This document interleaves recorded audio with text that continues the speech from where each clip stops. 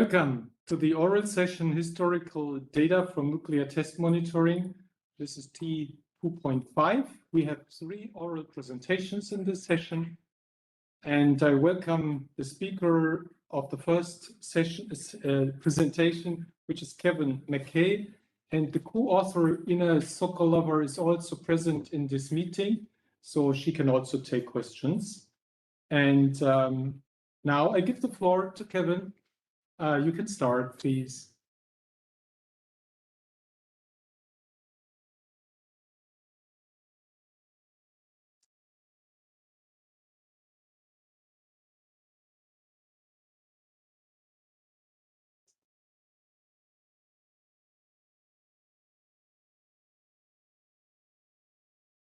I can't hear anything yet. Oh, Kevin? I was just setting up.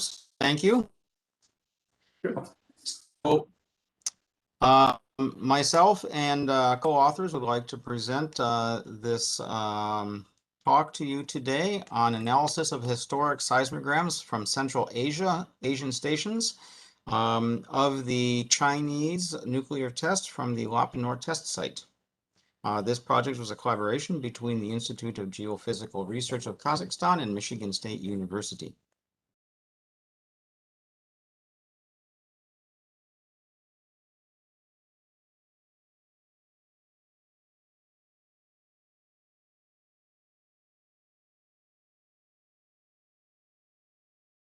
Recorded on legacy analog data, and those legacy seismograms are at risk of loss. So it's very important to recover the data that we do have so that we can better evaluate and better enforce the Comprehensive Nuclear Test Ban Treaty.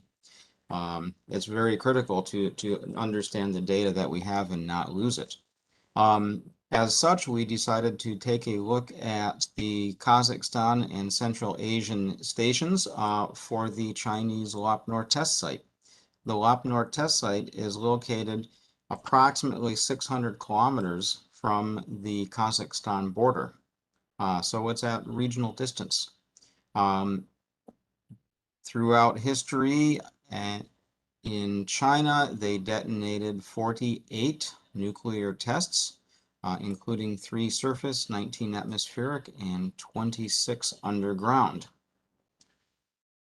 It should be noted, however, and this shows the importance of access to the historic data, that many of the Lop Nor test sites have not been completely studied.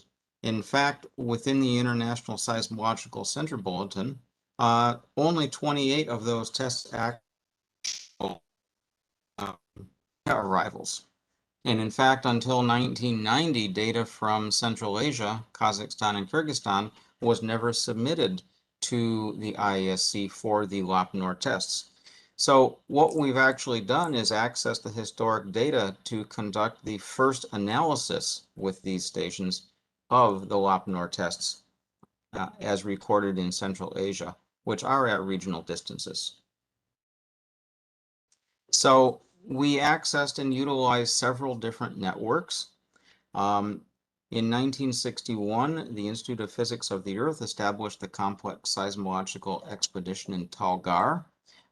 This expedition actually had stations across the Soviet Union, even some of them out into far eastern Russia and Siberia, though most were concentrated in Central Asia. This archive is located in Kazakhstan, so these seismograms were accessed, original seismograms, and reanalyzed for the Lop Nor tests. Also in Kazakhstan is the Seismological Expedition, or SEMI. That's part of the Kazakhstan Ministry of Education. And that archive contains the seismograms from what at the time was mostly the earthquake monitoring network. As you can see in the image at right, most of those stations are concentrated in southeast Kazakhstan, and they're fairly close to the Lop Nor tests, which are shown in the lower right corner of the figure with red stars. So these stations recorded the explosions quite well. It should be noted that these were analog stations, and all of these seismograms are photo paper. Starting in 1991, the contemporary digital seismic network, KNET, was established in Kyrgyzstan, which consists of 11 broadband stations, shown in gray, near the bottom of the figure at left.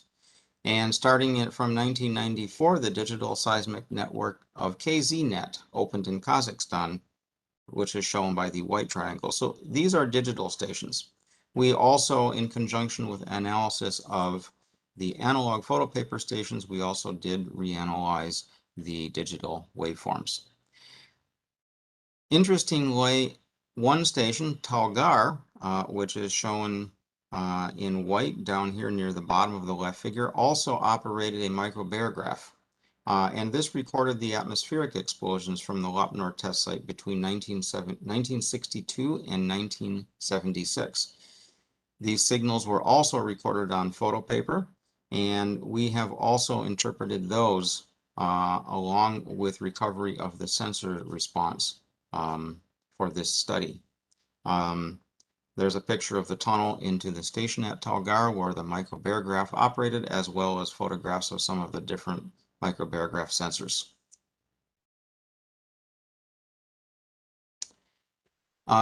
We also, of course, recovered the responses of the instruments.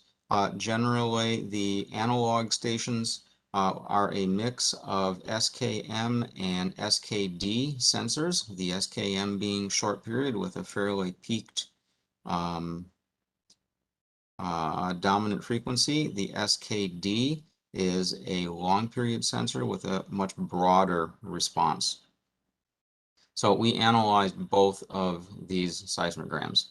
There are also some seismograms from the RVZT and KSE equipment, which was utilized in many of the field stations by the Talgar seismological expedition. And those tend to be fairly narrowly focused in their response. We also display, just for completeness, responses of the digital stations from KZNet and KNET. As we proceeded with our analysis of the events, we calculated magnitudes for all the events. Specifically, we calculated MPV magnitude, which was a standard from the Soviet era. And we calculated MB magnitudes following the procedures of Vieth and Clausen from 1972. We also calculated for each event and station using amplitudes a K-class or energy class determination. That was a standard calculation also in the Soviet Union and is a reasonable proxy for a moment magnitude. Some of the origin times for the Lop events are not well defined and are sometimes of low accuracy in the published list, sometimes only to the hour or minute. We estimated the location and determined the distance, and from that we recalculated origin times, or T0. Note, however, for the atmospheric explosions, the T0 is the time of the shockwave impact with the ground, not the time of the explosion within the atmosphere. So the Lop test site, according to convention by Gupta, 1995, is divided into 4 regions.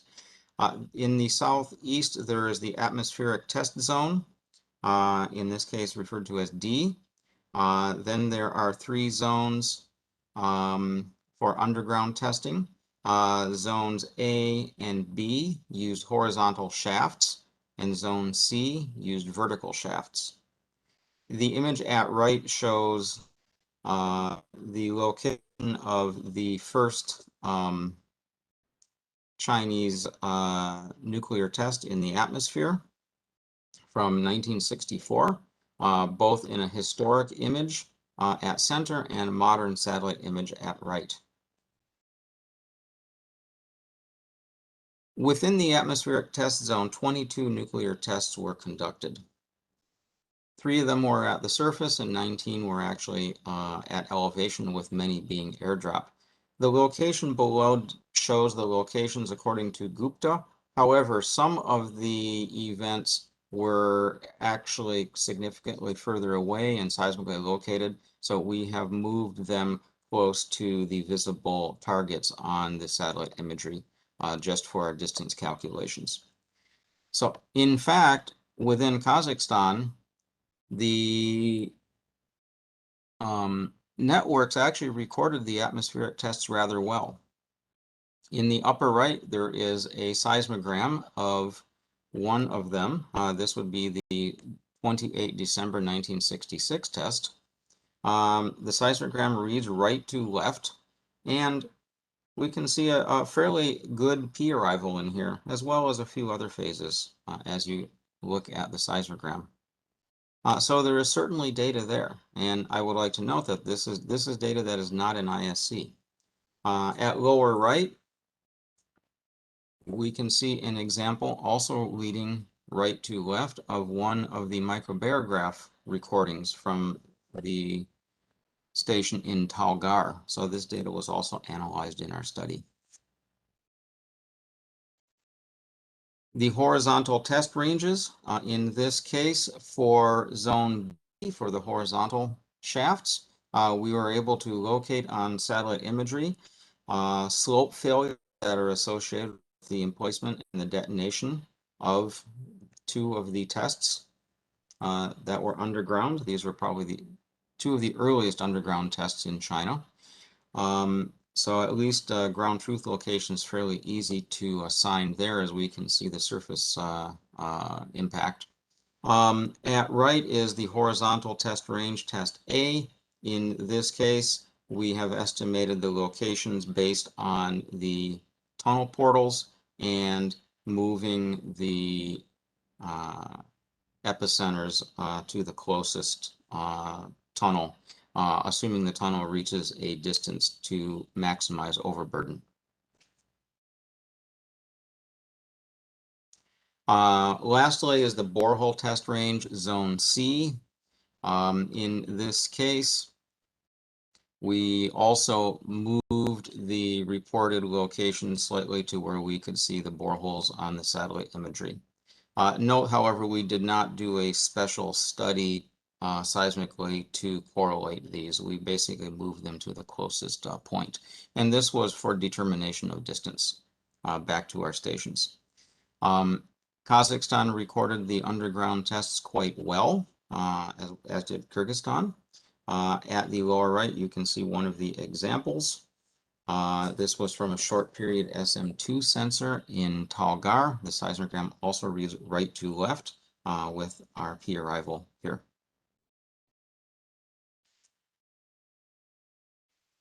All total, we analyzed and recovered approximately 2,200 phases from the analysis.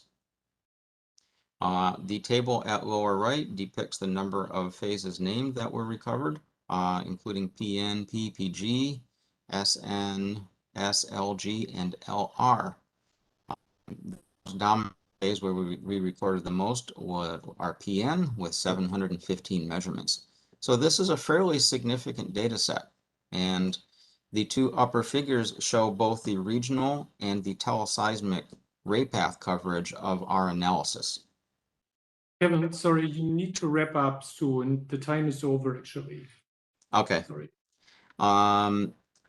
We'd also, I think, importantly looked at the magnitude versus yield, and we can in fact see that the atmospheric produces a very different yield estimation or correlation than underground. Atmospheric is in blue, underground is in yellow. And in conclusion, I would like to thank you for listening. Using the legacy data here, we have developed a very extensive and new data set for Chinese LOP-NOR tests with over 2,200 newly analyzed phase picks. Thank you. Kevin, thank you very much. Thank you very much for this excellent presentation. Time is over, unfortunately, so we can't take any question, and we need to move over to the next presentation. And this is from Stephanie Newscomen, Lawrence Livermore National Laboratory. We have a pre-recorded oral presentation from you. Do you prefer to speak live or shall we show the pre-recorded? The pre-recorded I know is short enough, but I'll go ahead and give it a go live, if that's all right. Okay, let's do it. Yep. Okay. Live. Thank you.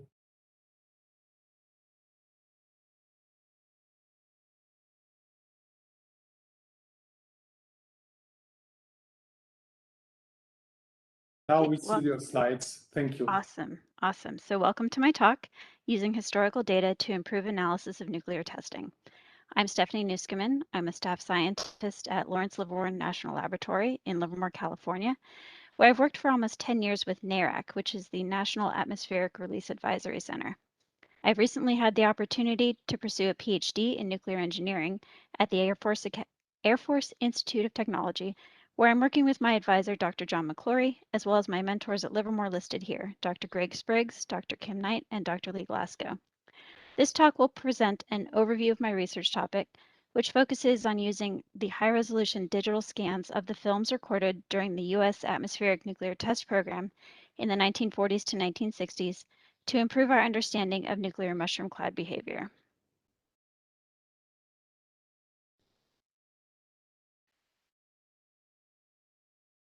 The motivation for this work stems from NARAC's mission to provide accurate modeling of nuclear fallout for consequence management purposes. Scenario response to nuclear detonation depends on accurate assessment of the fallout hazard and can include recommendations for evacuation or sheltering, the safety of emergency responders, long-term relocation of the population, and contamination of agricultural crops. Key to conducting this type of modeling and assessment is the accurate estimation of the nuclear debris cloud in the model as the source term for the fallout dispersion, because the extent of these hazards depends on the level of ground interaction and the stabilized cloud height, among other factors. There are key behaviors that we can observe in the historic test films. This research is built around our observations that the behavior of the debris cloud after a nuclear detonation is self-similar based on the scaled height of burst. So for any size yield, the scaled height of burst is the ratio of the height of burst, so how far from the ground surface the detonation takes place, to the radius of the fireball, scaled to a 1 kiloton reference detonation, which works out to the relationship here, the height of burst divided by the yield in kilotons to the 1/3 power. The photographs illustrate two pairs of detonations at the same height of burst. The top row shows the developing cloud from the Grable and Priscilla tests.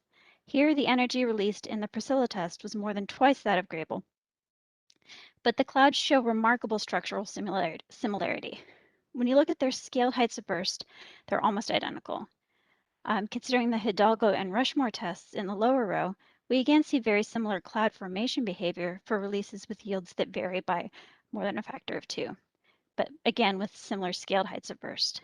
If we compare the top and bottom rows, it is clear that the amount of ground interaction increases with decreasing scaled height of burst. So Grable and Rushmore were conducted at almost the same height of burst, but since the yields were so different, we see very different amounts of interaction with the ground. And this will have a direct effect.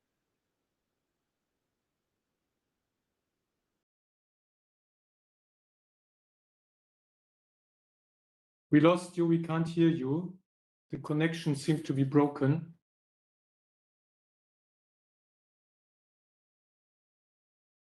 If that persists, then we need to show the video and perhaps advance the video to this slide number 3.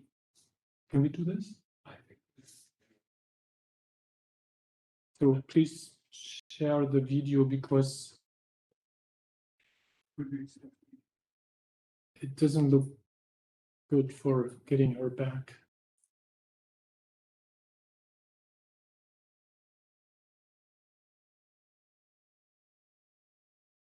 So this is why we have pre-recorded videos, so that in this case we can just switch to the video. Welcome to my talk, Using Historical Data to Improve Analysis of Nuclear Testing.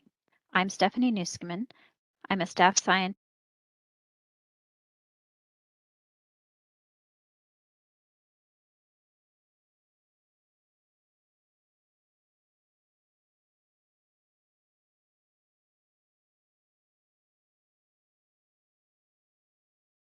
again of that scaled height of burst. This regime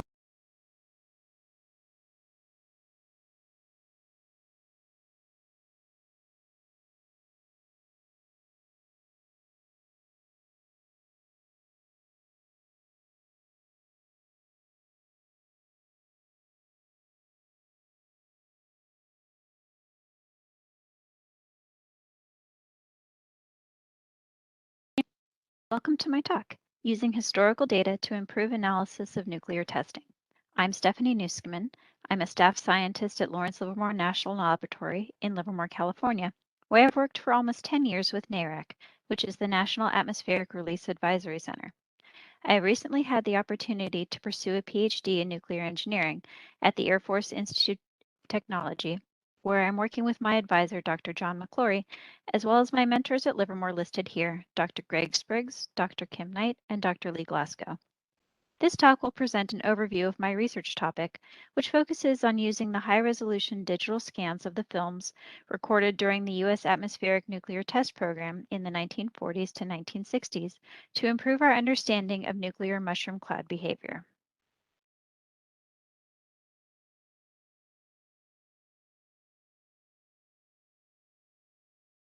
The motivation for this work stems from NARAC's mission to provide accurate modeling of nuclear fallout for consequence management purposes.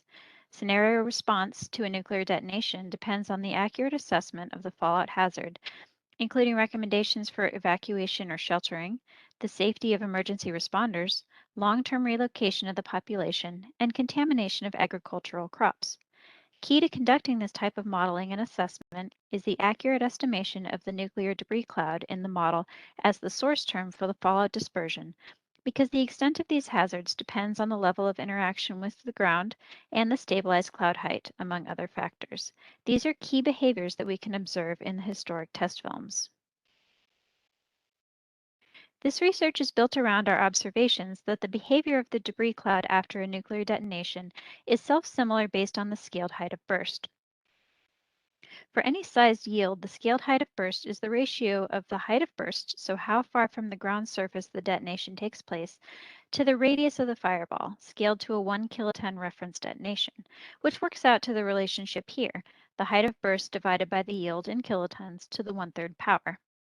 The photographs illustrate two pairs of detonations at the same height of burst. So the top row shows the developing cloud from the Grable and Priscilla tests. Here, the energy released in the Priscilla test was more than twice that of Grable, but the clouds show remarkable structural similarity. When you look at their scaled heights of burst, they are almost identical. Considering the Hidalgo and Rushmore tests in the lower row, we again see very similar cloud formation behavior for the releases, with yields that vary by a factor of 2, but with a similar scaled height of burst.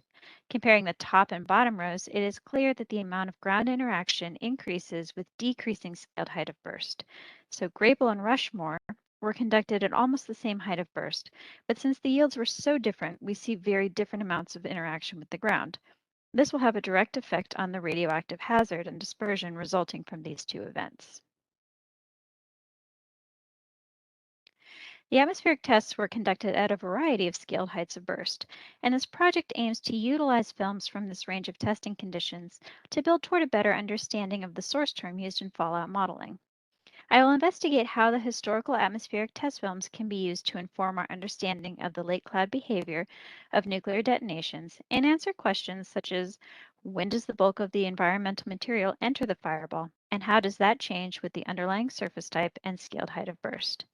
What is the total mass entrained, and how does that change with the surroundings and scaled height of burst? And what are the accuracies of our new film analysis methods compared to the historical efforts?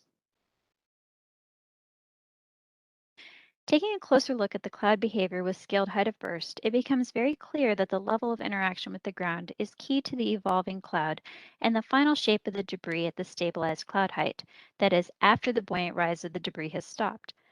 We see similar cloud behavior at similar scaled heights of burst, and we can identify key features of the clouds that led us to adopt a regime framework to describe cloud behavior as a function of scaled height of burst. Starting at the upper left, I'm showing the cloud from the Dixie test, which shows no interaction with the underlying surface. There is a small bomb debris stem, which forms as the spherical fireball expansion transitions to the toroidal motion of the rising cloud. The bomb debris is largely contained within the cloud cap and will form very small particles with no appreciable local fallout. Decreasing the scaled height of burst, we define a second regime by the formation of a dust skirt and stem. The incident shock wave and the effect of rising buoyant cloud disturb the dust at the ground surface to form the skirt and stem.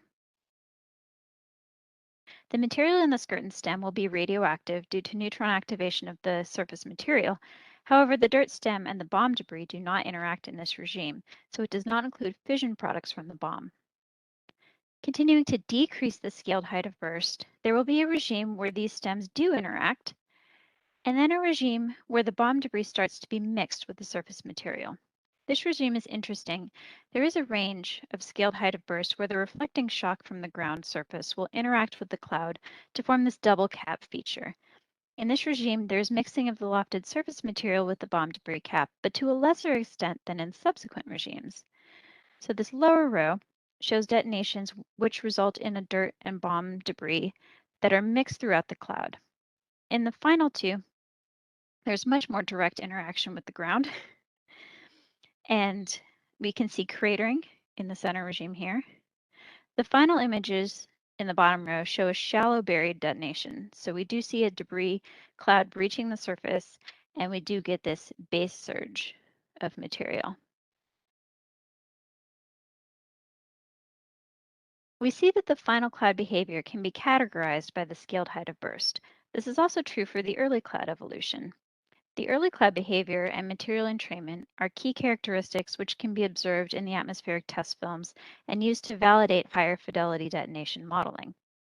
The time evolution of the stem and dust skirt shows when material enters the cap and mixes with the bomb vapor. Fallout formation and character depends on the timing of this mass entrainment.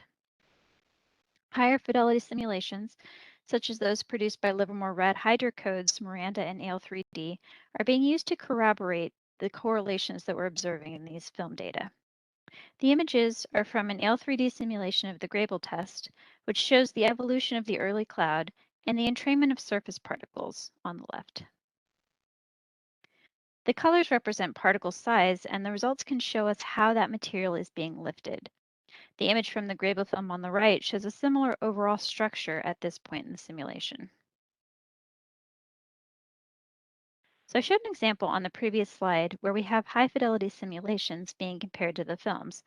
I want to emphasize that the collection of scans and the test films represent higher fidelity than we've had before of the films themselves.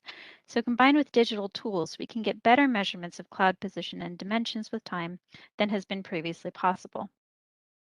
Considering the great distances over which the cameras were recording the late cloud films, each pixel may correspond to about 50 feet. Historical analysis of the cloud position was nowhere near that level of fidelity, which makes accurate tracking difficult, and especially triangulation of the cloud position basically impossible without our digital high-resolution approach. We are working on tracking the cloud motion from 2 cameras to triangulate the position of the cloud through time in order to get a more accurate measure of the cloud rise rate and stabilized height, both factors that need to be accurately estimated when we do our nuclear fallout modeling. When the cloud moves towards or away from the camera, the distance along the optical axis of the image changes, and the magnification of that cloud image changes. Accurate cloud trajectories are required to determine cloud rise behavior, especially stabilization height. Stabilization height directly relates to the dispersion of fallout and is a key metric used to validate nuclear cloud rise models. Shown here are results for 2 tests, Grable and MET, which show the cloud motion. On the left, the cloud trajectory from the detonation location is shown from the top. So we can see both clouds move to the northeast. The circles represent cloud size at 30-second intervals. We can see that the cloud was moving faster for the Grable shot. There is less overlap of the circles. On the right, you can see the rise of the buoyant cloud from the side. Grable reaches a stabilized cloud height of less than 40,000 feet above sea level, and that is to the top of the cloud, which is a better reference point when you're looking at the visual debris cloud on a film than the centroid of the cloud, which can be more difficult to determine. The cloud top for MET reached just over 40,000 feet. These results compare well with the historical results for these 2 shots. And these 2 shots were chosen to validate our own triangulation methodology because we see that the path of the cloud is nearly perpendicular to one of the cameras. So this is going to reduce the effects of that magnification change for that camera. So we expect that in these 2 cases, at least, the historical analysis would be fairly accurate. For cloud motion where that isn't the case, we need our triangulation methodology to correctly account for magnification changes in the recorded images. So we've defined a framework to understand the cloud evolution behavior for nuclear debris cloud, and we're in the process of reanalyzing the late cloud films to get a better idea, to get better data to understand the cloud rise phenomenology. The data is also being used to guide validation efforts for nuclear cloud rise models. A recent paper in Atmospheric Environment describes the modeling of nuclear cloud rise using the Weather Research and Forecasting Model. The work compares WRF simulations to the historic data and shows good overall agreement, especially for tests with little ground interaction. As that ground interaction increases, the idealized initialization of the detonation used in this model does not capture all of the physical interaction, all of the physical processes, and we need a improved understanding and modeling of the material entrainment to better characterize the initial fireball and sweep up of material. The figure shows the simulated and filmed evolution of the Encore test.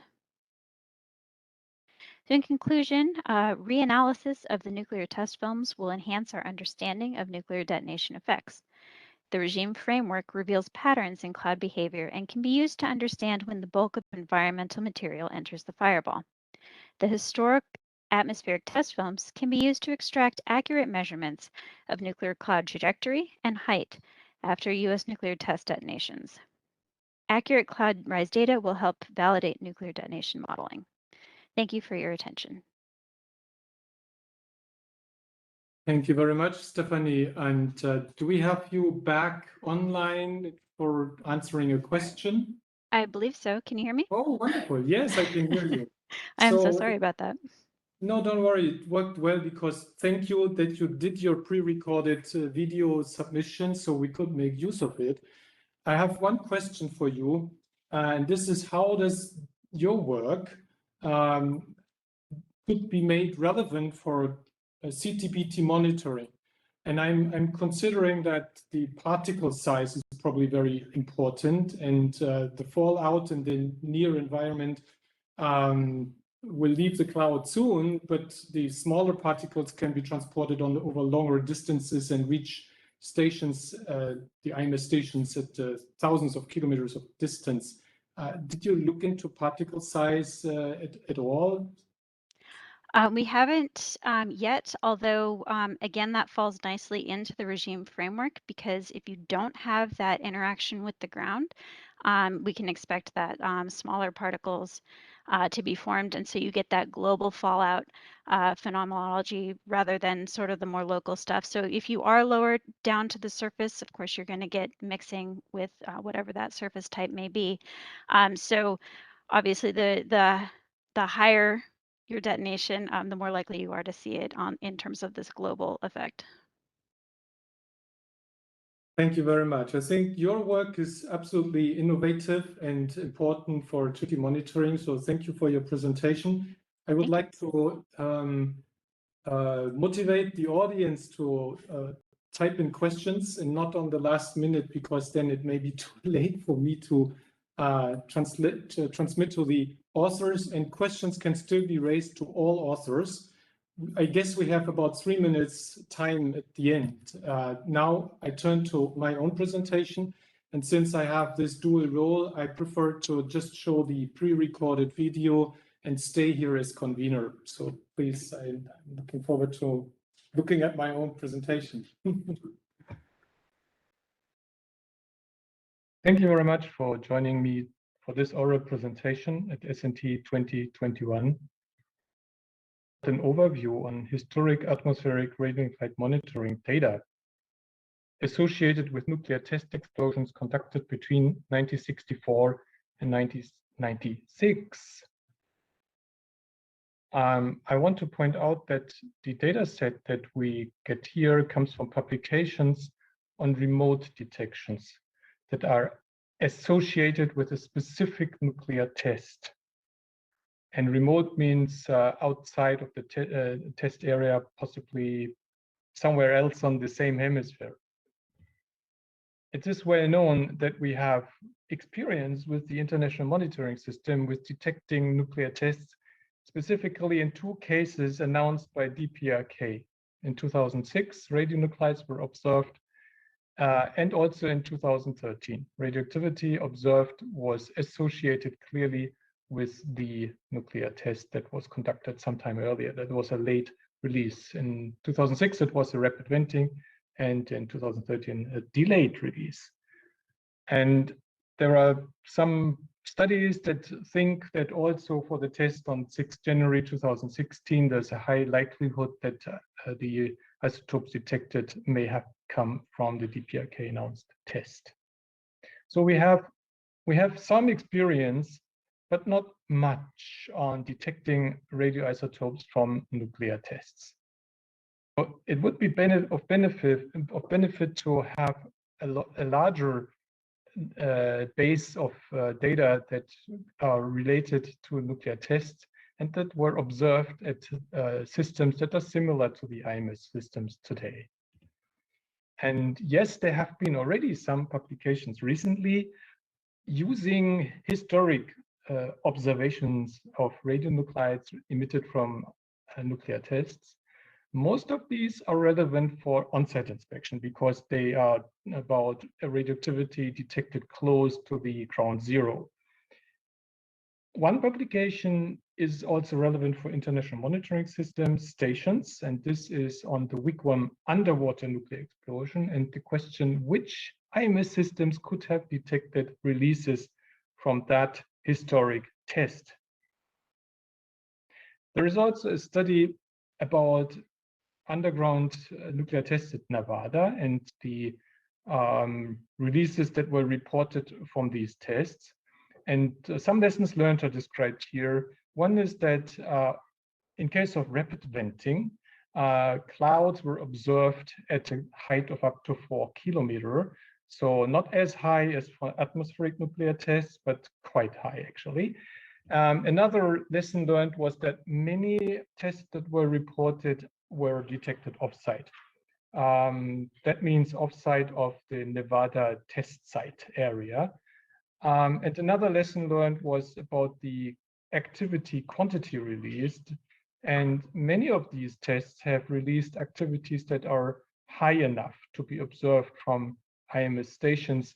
Even some of these releases were even delayed up to 3 weeks after the test. So not rapid venting releases were detectable, but also delayed releases. We collected historic publications on nuclear test observations from with radioactivity. And this chart shows the kind of sources. The FOA is the Swedish Defense Institute.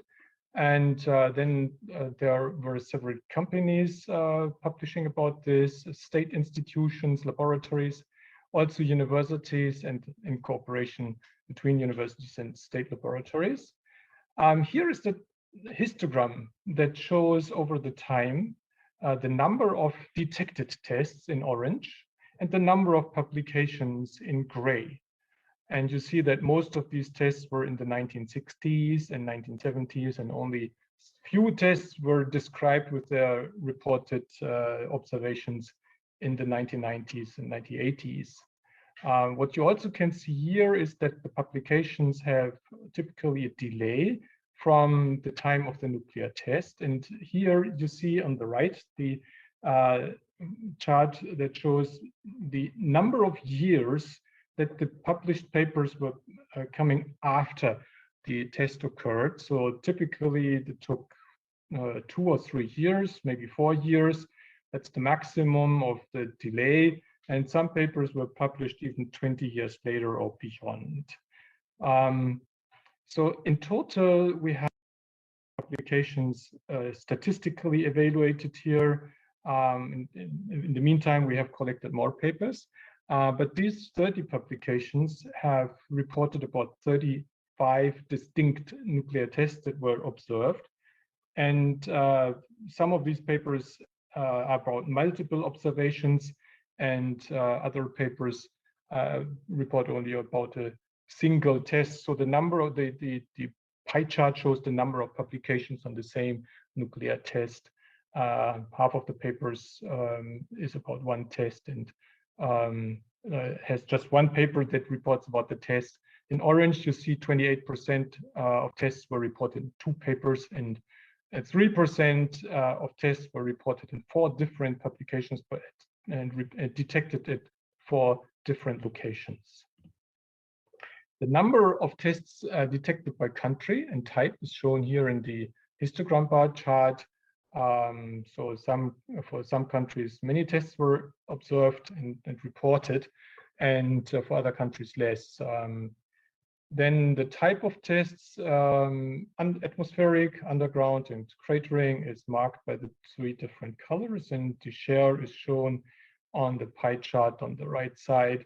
So in total, 35 different tests were reported here, most of them atmospheric, but also a good share of underground nuclear tests were reported by historic detections and publications, and a few cratering events.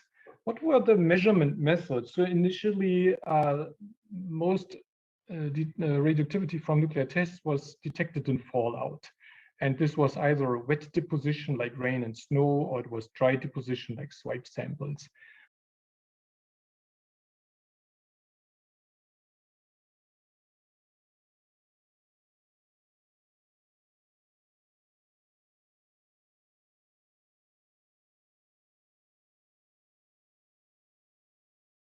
Detected, and we don't have the slides available to continue live.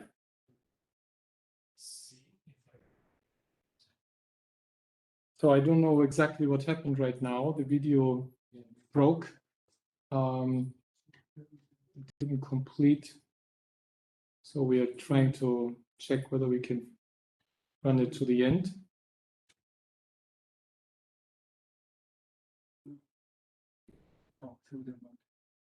So otherwise, if you can share the slides, then I can continue talking live. Yeah, I'm do that. Yes.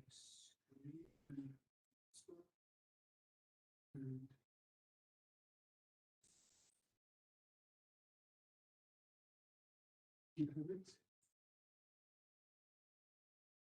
Good, you see it? Okay. See it. So now we can look at the distribution of radionuclides. Actually, this is the last but one slide, so we're almost done. There were lots of particulates detected, specifically barium 140, and a few reports about iodine, radioiodine. But unfortunately, only very few papers about noble gases. 4 tests were discovered through their noble gas releases. This is because this technology came very late. It was not invented so early, and maybe we can find more publications about radioxenon detections. Next slide.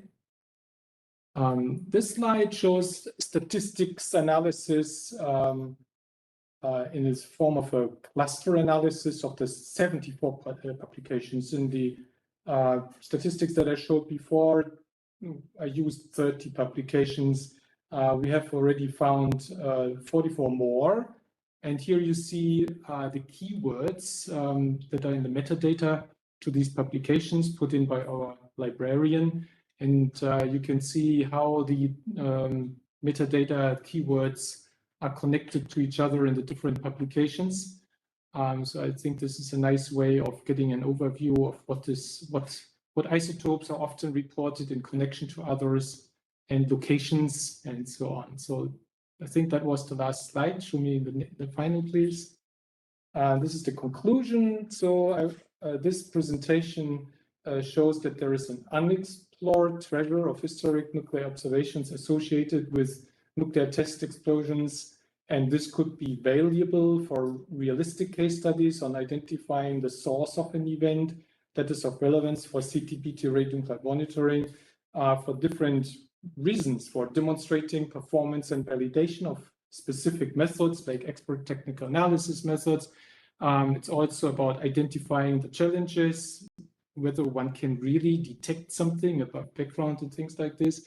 One can validate and develop first and then validate enhanced methods against this data set. And then, of course, also training and NDC preparedness exercises can be developed based on historic nuclear test observations. One final remark that I want to make, after watching and attending the panel this morning, I realized that, of course, the seismologists, if they talk about historic data, they are talking about the raw data, the spectrograms. But here, I was just looking into the literature and the analysis results, but I don't even know whether the raw spectral data are still available and what stages they are stored, and so on. So I think there is a lot still to be done to lift this treasure of historic observations of nuclear tests on the radionuclide side. Thank you very much for your attention. And we are almost run out of time. I see there are questions, so no comments. And yeah, but it's still good to read out the comments, and then let's see whether there are any final words from the speakers. The first comment says there are the typical sizes of ground-touching explosions. The particle sizes are in the range of 2 to 200 micrometers, so point of information. Another comment is for mere surface burst particles, they will be smaller than 5 micrometers, according to his own literature research. And now this question. Then there is a question: do you plan to publish a compilation of historic data at some point? And then 2 other comments about distributions, log normal. Yeah. So I can answer this last question. Of course, there will be a publication, and we want also to make the reference list available because we think this is very important information for the whole community. But before we do this, I also would like to encourage people in the audience to share their information that they may have with us so that we can make this compilation even more comprehensive. Now, I would like to ask the other 2 speakers or 3 authors, do you wish to say a final word for the session? Stephanie or Kevin, Ina? I just wanted to clarify my knee-jerk answer about looking at the particle size distribution. In terms of doing my analysis of the films and the clouders from the films, what I said was true. I haven't brought in that information yet. However, I didn't want to give the impression that NAREC doesn't consider the particle size distributions when they're doing their fallout modeling. I just wanted to clarify that we have a whole group of experts who are, of course, considering that when we do those predictions. So. Good to note. Thank you.